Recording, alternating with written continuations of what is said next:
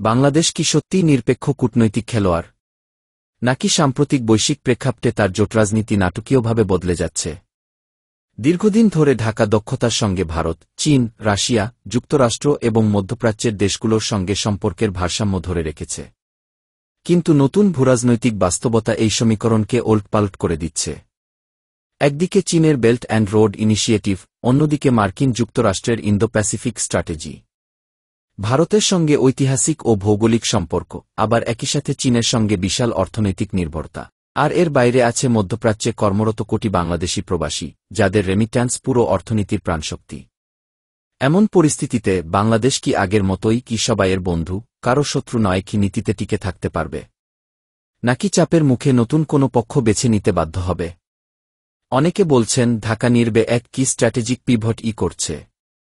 কেউ দেখছেন চীনের দিকে ঝোঁক, কেউ দেখছেন যুক্তরাষ্ট্রের সঙ্গে সম্পর্কের নতুন মোড়।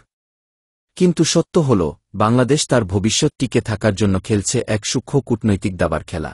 কারণ এখানে যে সিদ্ধান্ত নেওয়া হচ্ছে তার প্রভাব শুধু ঢাকা নয়, গোটা দক্ষিণ এশিয়া, এমনকি বৈশ্বিক শক্তির ভারসাম্যেও পড়বে। প্রশ্ন হল, বাংলাদেশ কি নিরপেক্ষতার পতাকা ধরে রাখতে পারবে, নাকি শিগগিরই দেখতে পাব আমরা এক নতুন জোট রাজনীতির জন্ম?